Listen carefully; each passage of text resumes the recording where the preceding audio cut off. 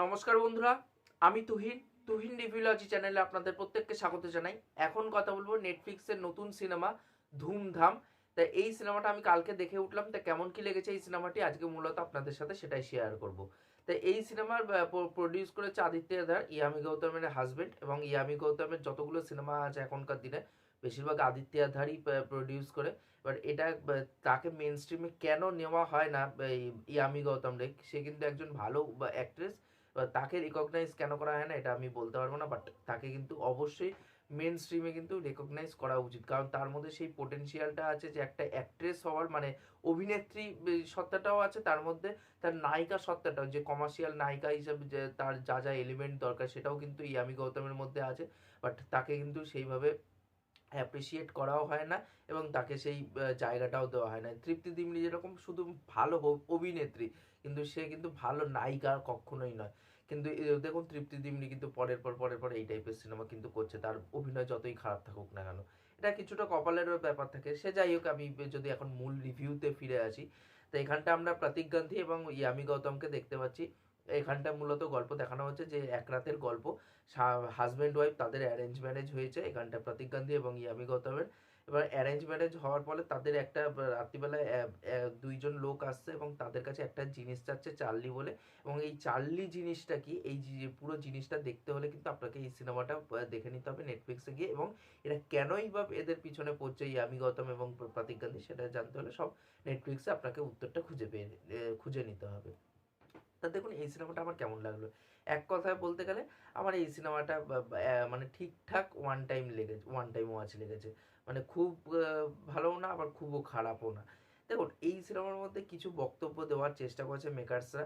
এবার সেই বক্তব্যটাকে যে মানে খুব ভোগ হয়ে গেছে। মানে এখনকার দিনে বলিউডে ফেমিনিজম মানেই হচ্ছে তোমাকে পার্টি করতে হবে, স্ট্রিপার ডেকে নিয়ে এসে তাদের সাথে ডান্স করতে হবে, মানে দুই এক খিস্তি গালাগালি দিতে হবে। এটাই হচ্ছে এখনকার দিনে বলিউডের ডেফিনেশন হয়ে গেছে। যেরকম ফোর মোর শর্টস বা থ্যাংক ইউ ফর কামিং, এই টাইপের যেরকম সিনেমা, যে ও এই জিনিসগুলোকে প্রমোট করছে প্রচণ্ড পরিমাণে, এবং এটাই ফেমিনিজমের একটা ডেফিনেশন। তারা স্ট্যান্ডার্ডটাকে সেইভাবেই সেট করেছে।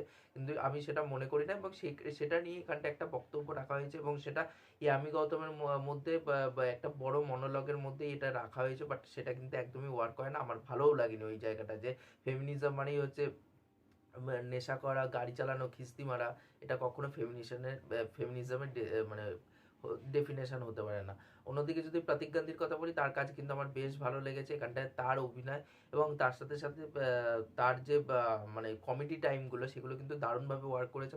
মাডগাঁও এক্সপ্রেস যদি দেখে থাকেন সিনেমাটায়, সেখানেও কিন্তু তার কমেডি ভালোভাবে ওয়ার্ক করেছিল, সেই জিনিসগুলো ভালো লেগেছে। এবং ইয়ামি গৌতম এবং প্রতীক গান্ধী তারা দুইজন যেহেতু ভালো অ্যাক্টার অ্যাক্ট্রেস, তার জন্য কিন্তু তাদের দুজনের কেমিস্ট্রিটা কিন্তু ভালোভাবে ওয়ার্ক করেছে। খুব যে ভালো সিন দেওয়া হয়েছে বা কিছু সেটা বলবো না, বাট যেহেতু তারা ভালো অভিনেত্রী এবং অভিনেতা, তার জন্য কিন্তু সেগুলো ওয়ার্ক করে যায়। এবার যদি কেপার জনরাটায় আসি, কেপার জনরাটা দেখুন এই যে হাইয়েস্টের যে জনরাটা রাখা হয়েছে, সেটা দুটো ভার্সান হিসাবে রাখা হয়েছে। অনেকটা রাসমান এফেক্ট টাইপের রাখা হয়েছে, যে এখানটায় একজনের ওই হাইস্টকে ঘিরে অন্য একজন বক্তব্য, অন্য আর একজনের হাইস্টকে ঘিরে অন্য আর একটা বক্তব্য।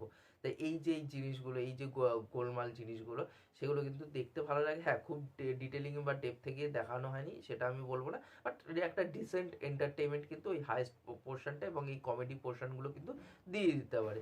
এবং তার থেকেও বড় কথা, আমি এটা দেখলাম যে এখানটায় যে হাইস্টের পোর্শনগুলো রাখা আছে সেগুলো তো ডেপথে গিয়ে ঢোকানো হয়নি, এবং এখানে ইনভেস্টিগেশনটাও কিন্তু সেইভাবে দেখানো হয়নি কিন্তু।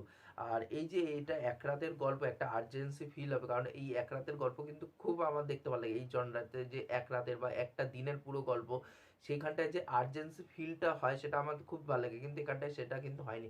আর্জেন্সি কিন্তু ফিলগুলো হয়নি। তা এখানটায় এজাজ খান কিন্তু তারও কাজ বেশ ভালো, সাপোর্টিং অ্যাক্টার অ্যাক্ট্রেস যারা আছে তাদের কাছে মোটামুটি বেশ ভালো। এখানটায় কিছু জায়গায় গানগুলো রাখা হয়েছে, সেগুলো ন্যারেটিভের সাথে ঠিক আছে, চলো চালিয়ে নেওয়া যায়। বাট ওভারঅলে বলবো যে খুব যে দারুণ সিনেমা বা কিছু সেটা নয়। এবং তার থেকেও বড় কথা যে এখানটায় যে ফিলোসফি অ্যাঙ্গেলগুলো রাখা হয়েছে সেগুলো আমার ফোর্স ফিট বলেই মনে হয়েছে। যে একটা কাপেল তাদের অ্যারেঞ্জ ম্যারেজ বাড়ির থেকে ঠিক করে দিচ্ছে, এবং বাড়ির থেকে ঠিক করে দেওয়ার পর তারা জানতে পারছে একে অপরের পোলার অপোজিট। এই জিনিসগুলো না ঠিকঠাক করে মানে ফ্লেশ আউট করা হয়নি, মানে সেই সিনগুলোকে জায়গা দেওয়া হয়নি, যার জন্য ওই সিনগুলো কিন্তু ওয়ার্ক করছে না। আর যে বক্তব্যগুলো রাখা হয়েছে সেগুলো মনে হচ্ছে পুরোপুরিভাবে ফোর্স ফিট। আর এই যে যে এখানটায় যে টুইস্টগুলো রাখা হয়েছে সেগুলো বলতে গেলে প্রেডিক্টেবল, এবং আমি তবুও ছেড়ে দিলাম, ঠিক আছে, যে এই টাইপের সিনেমা খুব যে আহামরি টুইস্ট পাবো বা কিছু সেগুলো না, সে একটা প্রেডিক্টেবল একটা টুইস্ট রাখা হয়েছে এই সিনেমার মধ্যে। তো আমি ওভারঅলে বলবো যে এটা একটা ঠিকঠাক one time decent watch cinema একটা আমি বলবো। খুব দারুণ না, আবার খুব খারাপও না।